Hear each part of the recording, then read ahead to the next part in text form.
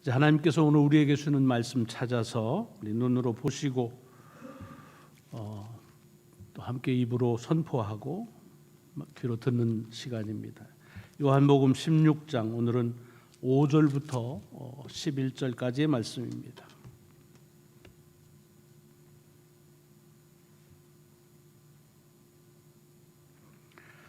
요한복음 16장 5절부터 11절까지의 말씀입니다. 같이 함께 한 목소리로 봉독하시겠습니다. 시작. 지금 내가 나를 보내신 이에게로 가는데 너희 중에서 나더러 어디로 가는지 묻는 자가 없고 도리어 내가 이 말을 함으로 너희 마음에 근심이 가득하였도다. 그러나 내가 너희에게 실상을 말하노니 내가 떠나가는 것이 너희에게 유익이라. 내가 떠나가지 아니하면 보혜사가 너희에게로 오시지 아니할 것이요 가면 내가 그를 너희에게로 보내리니 그가 와서 죄에 대하여 의에 대하여 심판에 대하여 세상을 책망하시리라. 죄에 대하여라 함은 그들이 나를 믿지 아니하며 의에 대하여라 함은 내가 아버지께로 가니 너희가 다시 나를 보지 못하며 심판에 대하여라 함은 이 세상 임금이 심판을 받았음이라. 아멘. 아멘. 오늘 봉독한 이 말씀이 한 주간 여러분의 삶에 능력이 되심을 먼저 주의 이름으로 축복합니다. 주님께서 하나님 아버지께 돌아가실 때가 된 것을 아시고 제자들에게 여러 가지 애정을 가지고 권고하는 말씀을 지금 저희들은 이어가고 있습니다. 그러나 사실은 하나님 아버지께 돌아가는 것으로 끝나는 것이 아니라 주님은 다시 돌아오신다 약속을 하셨습니다. 우리는 이 말이 어떤 의미인지 이미 요한복음을 많이 읽으셔서 그 흐름을 알기 때문에 그것이 어떤 뜻을 가지고 있는지를 아시지요. 이제 곧 십자가에 달려 죽으시고 그래서 인생이 끝난 것 같지만 그렇지 않고 부활하시고 승천하신 다음에 하나님께서 정한 때가 되시면 다시 오시는 재림에 대한 약속. 어찌 보면 이것이 복음의 정수이고 우리 신앙의 근간이다 이렇게 말씀을 드릴 수가 있을 만큼 매우 중요한 복음의 메시지입니다. 그런데 이 말을 지금 주님에게 직접 듣고 있던 제자들은 주님께서 아버지께로 다시 돌아간다 라는 말씀이나 다시 돌아온다 라고 하는 말씀을 듣기는 듣지만 그 뜻이 무언지를 잘 이해하지를 못합니다. 그냥 그동안 쭉 같이 있던 스승이신데 갑자기 자기네들을 떠난다고 하니까 앞으로도 계속해서 주님과 같이 있을 것이라고 생각했는데 그런 기대가 져버리는 실망감, 그리고 떠나신다고 하는 말이 주는 뉘앙스가 그것 때문에 매우 근심에 쌓여 있었다라고 오늘 본문은 우리에게 말씀하고 있습니다. 그러니까 주님은 제자들이 말씀하시는, 당신이 얘기하시는 걸 제자들이 잘 못 알아듣는 걸 너무 잘 아셨습니다.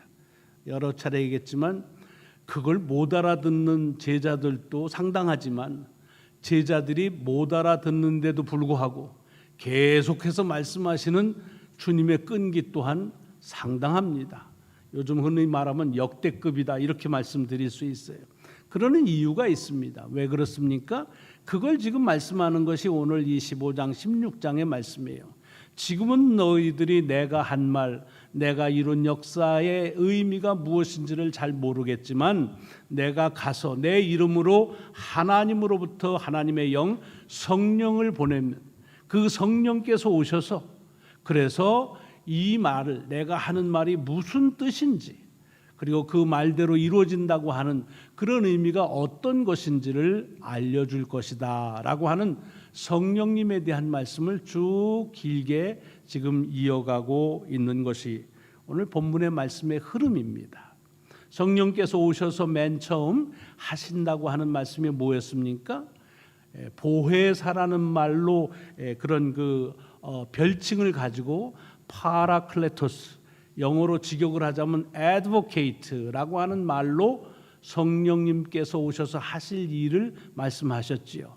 무슨 얘기입니까? 이게 법정에서 쓰는 용어인데 판사가 피고인을 법적으로 돕기 위해서 법률 전문가를 붙여주는 소위 변호사와 같은 역할을 하는 것이 성령님이시다.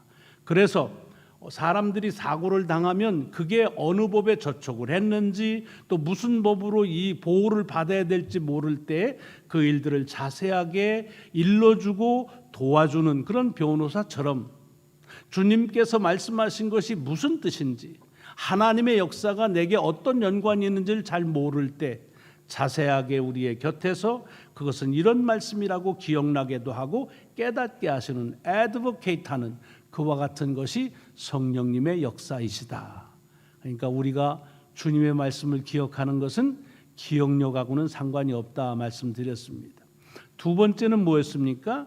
주님의 제자들이 이제 박해를 받을 거예요. 어려움, 세상의 미움을 받을 것인데 근데 그때에 주의하라는 것입니다. 왜냐하면 그때 실족하기가 쉬운데, 왜냐? 그들이 잘못해서가 아니라 사실은 세상이 제자들을 미워하는 이유는 주님께서 오셔서 세상의 죄를 지적하시고 세상의 죄를 판단하셨기 때문에 그게 싫은 거예요.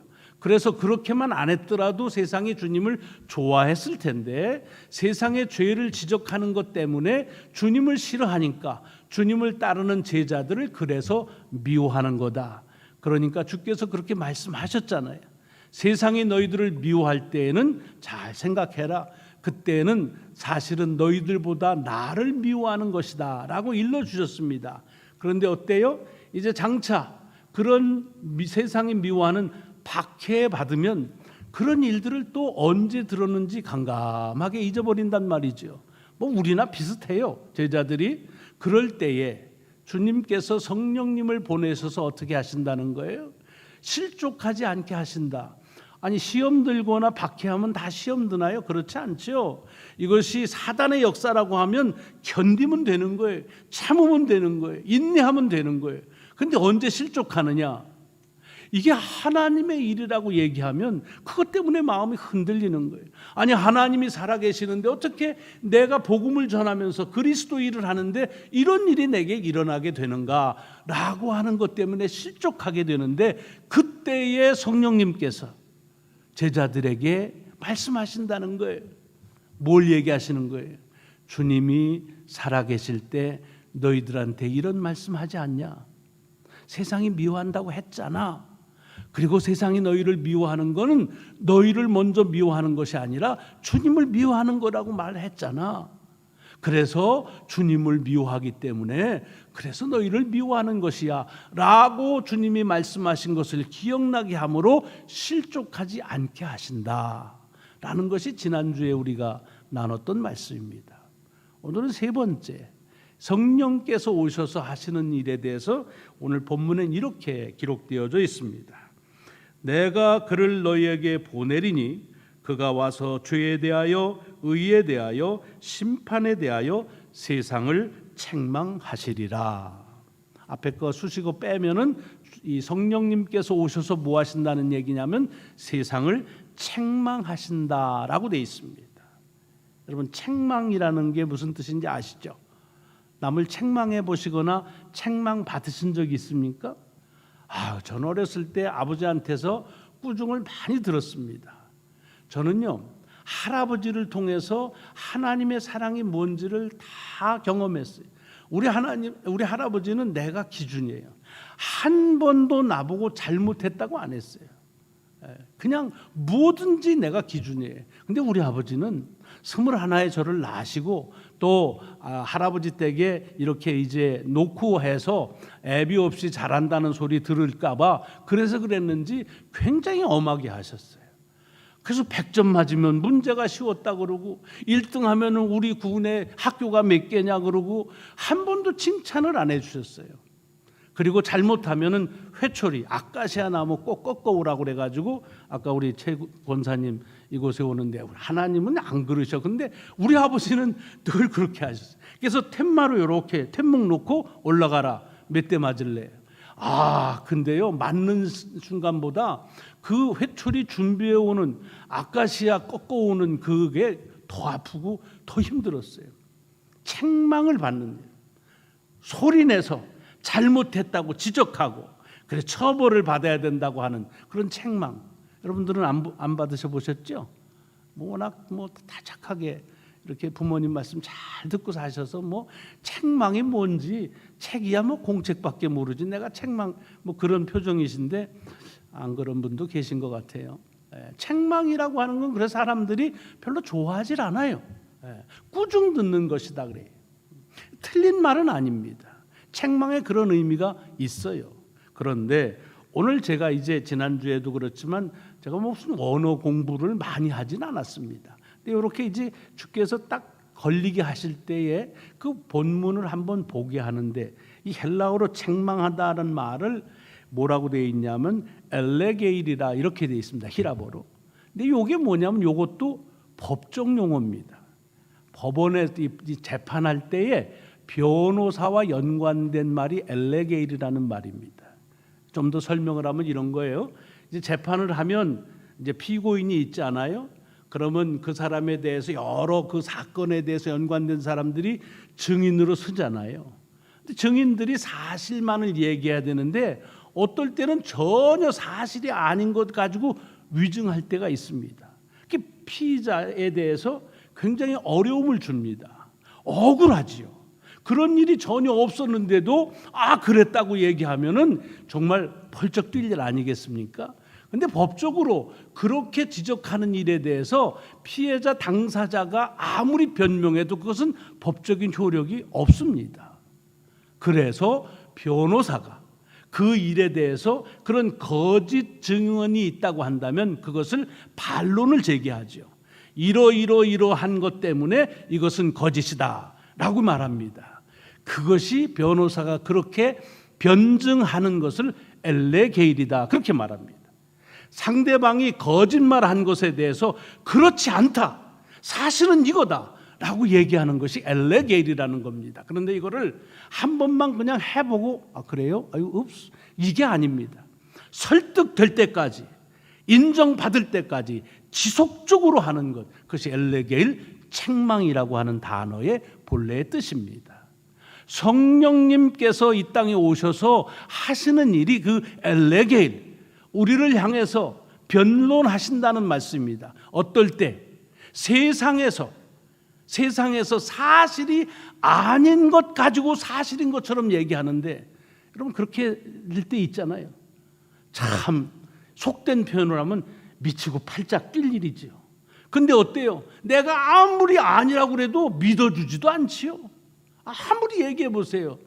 그럼 네가 했다고 그럴래? 이렇게 그냥 비아냥거리기만 합니다. 그럴 때에 성령께서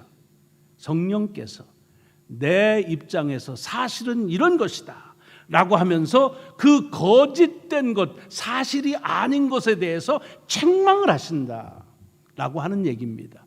그런 뜻의 엘레게일이라는 것이, 이것이 오늘 성령께서 오셔서 세상을 책망하신다라는 말씀에 담겨져 있는 뜻입니다. 그러니까 책망한다는 말도 틀린 번역은 아니지만, 이게 법적으로 얘기하면 변호사가 어떤 사실에 대해서 끝까지 추궁하고 그래서 인정받을 때까지 그 사실이 아님을 얘기하는 그 자체, 그것을 엘레게일 책망이라 이런 말씀을 하시는 겁니다. 자, 그런데 오늘 본문에 보면 주님께서 세상을 책망하시는데 뭐에 대해서 책망한다고 그랬습니까?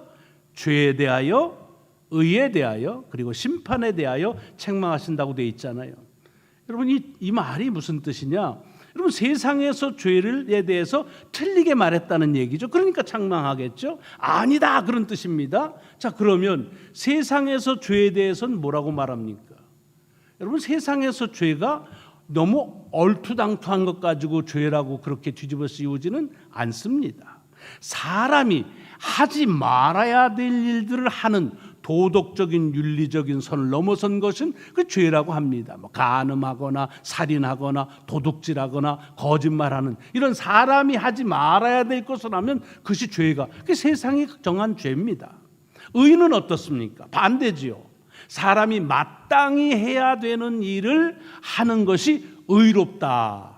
그래서 의인이다. 그렇게 세상은 말합니다. 그리고 심판은 뭡니까? 그런 죄와 의, 무엇이 옳고 그른지를 잘 분별해서 그 일에 합당하게 의가 옳은 것에 대해서 판단 내리는 것이 이 세상이 가지고 있는 재판과 심판의 기준입니다. 그렇죠? 거기에 뭐가 잘못된 것이 있어요? 근데 주님께서는 그게 틀렸다는 겁니다. 참 오늘 본문에 보면 뭐라고 얘기를 하시냐면 그게 틀렸다라고 얘기하시면서 이렇게 지적합니다. 세상에서 말하는 죄는 도덕적으로 하지 말아야 될 것을 하는 것이지만 주님은 뭐라고 그러시냐면 그들이 나를 믿지 않는 것이 죄다 그렇게 얘기하십니다. 이게 우리니까 뭐 아는 것 같기도 하고 또 뭐 이거 아니라고 얘기하면 또 믿음 없는 것 같기도 하긴 하지만 확실하진 않아요. 의는 더해요. 의라고 하는 것은 해야 될 것들을 마땅히 하는 것이 의인데 여기 10절에 보면은 의에 대하여라 하면서 이 세상의 의에 대한 기준이 틀렸다고 말씀하시면서 정말 의는 뭐냐? 내가 아버지께로 가는 것, 그것이 의다 그런 얘기합니다. 이게 이해가 되십니까? 저는 이해가 잘 안 되더라고요. 뭐 이해가 안 된다면 아이 네가 목사냐 그런 소리 들을까 봐 그래서 말은 크게 못 냈지만은 잘 수긍이 안 되는 말씀 중에 하나입니다. 심판도 그렇죠. 심판이라고 하는 게 뭐냐? 이 세상에서 임금 권력자가 판단을 하는 겁니다. 그리고 그것을 옳고 그른 걸 잘 분별하는 그 심판, 그 임금이 귀한데 오늘 본문의 심판은 정말 뭐냐? 심판하는 그 권력자가 그 임금이 이미 심판을 받은 것이다. 이렇게 말씀하십니다. 알다가도 모를 것 같고 또 모른다고 하면 조금 그런 것도 같은 그 말이 주님의 대답 속에 있습니다. 왜 그럴까요? 여러분 이거를 우리가 주님께서 이 세상의 죄와 의와 심판에 대한 일반적인 개념에 대해서 그것이 잘못되었다고 그렇게 얘기하시고 새 것을 말씀하시는 것이 아닙니다. 이것은 주님께서 아주 구체적으로 앞으로 당신에게 일어날 일에 대한 말씀을 하시는 겁니다. 흐름이 그래요. 지금 장차 주님께 당하실 일이에요. 이제 막 당할 일이 뭡니까? 십자가에서 돌아가실 일입니다. 어떻게 돌아가나요? 재판을 받지요. 왜 그 재판 받아서 십자가형에 처하라 라고 하는 언도를 받고 그것을 집행함으로 죽습니다. 그 일, 십자가의 재판과 연관된 그런 말씀을 지금 하시는 거예요. 자, 죄송합니다. 세상에서 이 십자가의 그 형을 집행하는 재판 과정을 보면 어떻습니까? 왜 사람들이 예수 그리스도를 죄인이라고 그랬죠? 왜 그랬어요? 그가 무슨 죄를 써요? 죄 없이 돌아가셨다. 그건 우리 얘기고 그들 입장에서는 무슨 죄를 졌어요? 죄 중에 죄인 신성모독죄를 지은 겁니다. 아니 지가 어떻게 하나님이라고 그래? 이게 정신이 났구나. 더 이상의 증거는 필요 없다. 신성모독죄 이거는 마땅히 죽여야 된다라고 해서 사형이 언도된 겁니다. 그래서 그 죄 때문에 죽은. 두 번째 의는 뭐냐? 이렇게 잘못된 것에 대해서 응당한 처벌을 하는 것. 감히 하나님을 모독하는 신성모독죄를 지은 이에게 응당히 십자가의 형을 집행하게 하는 것. 그래서 의가 성립이 되는 거예요. 그래야 다른 때 다른 사람들이 본을 보고 그런 죄를 범하지 않을 것이다. 그것이 의입니다. 십자가의 재판을 한 세상의 기준에서 보면 그렇습니다. 그리고 그런 그 심판을 아주 공정하게 그래서 죄인을 십자가에 처하도록 그걸 집행하도록 하는 이 재판의 과정이 다 그 재판을 한 권력자의 판단은 옳았다라고 말하는 것이 그것이 주님의 십자가에 대한 판결입니다. 이것에 대해서 주님께서 그것은 아니다, 틀렸다라고 성령님을 통해서 책망하신다, 변증하신다는 거예요. 무슨 뜻입니까? 세상은 주님이 신성모독죄를 해서 그래서 죽는다고 그렇게 말하지만 그러나 정말 죄는 뭐냐? 주님이 하나님이신 줄을 모르는 것, 주님이 그리스도라는 사실을 믿지 않는 것이 죄다, 그런 말입니다. 의는 뭐냐? 이제 죄 지은 자를 처형해서 완전히 사라지게 해서 끝장내버리는 것, 이것이 세상의 의라고 말하지만 하나님의 의는 뭐예요? 그러나 그를 다시 부활하게 하셔서 승천하게 하심으로 하나님 우편에 거하시는 하나님의 뜻이 바로 이것이다 라고 해서 그 뜻이 실현되는 것이 의다, 그런 말입니다. 그래서 세상의 의는 틀렸다고 책망하신다는 겁니다. 심판, 이 심판하는 권력자들은 이런 모든 것을 분별력 있게 잘 판단을 했다고 말하지만, 그러나 하나님은 그 심판자들을 심판하셨다라고 하는 말씀입니다. 이것이 오늘 본문 속에서 성령님을 통해서 우리에게 역사하시는, 이 세상을 꾸짖으시는 역사라고 하는 말씀입니다. 줄여서 얘기하면 뭐예요? 성령은 이 세상에서 옳다고 말하는 죄에 대한, 의에 대한, 그리고 그걸 분별하는 재판에 대한 것이 옳지 않다라고 그렇게 책망하시는 역사를 하신다는 겁니다. 자, 이것이 오늘 우리들에게 어떤 의미가 있나요? 우리가 이 세상에 살면서 그리스도의 자녀로서 하나님의 백성으로 살아가니까 마땅히 하나님의 말씀, 하나님의 가르치심대로 살아야지요. 근데 어때요? 제 경우를 보면 그렇게 살지 못할 때가 너무 많아요. 이 세상에 사니까 나도 모르는 사이에 세상의 기준에 따라가는 경우가 참 많습니다. 교회는 숫자에 있지 않습니다 라고 말하면서도 숫자가 적어지면 의기소침해지고 그래요. 뿐만 아니라 더 나가서는 이 세상에서 세상의 기준대로 살아야, 그래야 잘 살았다고 하는 평을 받으니까 뭐 어쩌다가 그렇게 이 하나님의 말씀 대신 세상의 기준으로 사는 게 아니라 아예 솔선해서 스스로 이 세상의 기준대로 살려고 할 때가 많습니다. 왜? 그렇게 살아야 잘 살았다는 평가를 받으니까. 그런데 그렇게 살다가 그냥 그렇게 또 우리의 삶을 마치면 좋은데 어때요? 우리 속에서 이게 아닌데, 세상의 기준대로 사는 게 아닌데 라고 하는 그런 우리 속에서의 움틀거림이 있잖아요. 이건 내가 바르게 하는 게 아닌데 라고 합니다. 근데 어떠세요? 그거를 얘기해봐야 들어주는 사람이 없어요. 내가 그렇게 내가 이렇게 살아야 되는데 살지를 못합니다 해도 그것에 대해서 진지하게 그 말을 세상은 듣지 않습니다. 바로 그때에 성령님께서 우리를 위해서 이 세상의 기준이 틀렸다고, 옳지 않다고 그렇게 말씀해 주시고 우리를 변증하시고 세상을 책망해 주신다라고 하는 말씀입니다. 그 말씀이 엘레게일 하신다는, 책망하신다는 말씀이에요. 여러분, 이게 우리가 부족하지만 그럼에도 불구하고 이 땅에서 그리스도의 자녀로 하나님의 백성으로 살아갈 수 있는 근거이고 소망입니다.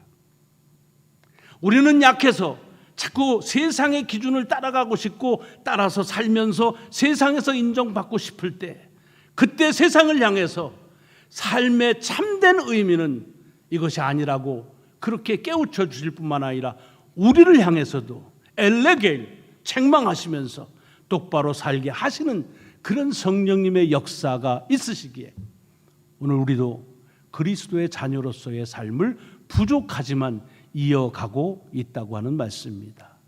이번 한 주간의 삶이 이 성령님의 역사를 통해서 이 세상의 기준과 부딪힐 때마다 주님께서 세상을 책망하시면서 아니다, 내 뜻은 이것이다라고 이렇게 우리 속에 주의 뜻을 기억나게 하시는 귀한 역사를 통해서 우리가 그리스도의 자녀로 살아갈 수 있는 또 한 주간의 삶이 될 수 있기를 주의 이름으로 축원합니다. 기도하시겠습니다. 하나님, 감사합니다. 오늘도 귀한 말씀 예비하시고 듣게 하십니다. 우리 마음에 심게 하십니다. 이 말씀이 우리에게 용기요, 이 말씀이 우리의 소망인 줄을 믿습니다. 이 말씀을 가지고 한 주간 이 세상에서 기죽지 않게 하시고 세상을 향해서 나를 변호하시는, 변증하시는, 꾸짖으시는, 책망하시는 성령님의 역사에 잇대어 살아갈 수 있도록 인도하여 주옵소서. 감사드리오며 우리 구주 예수 그리스도의 이름으로 기도드리옵나이다. 아멘. 아멘.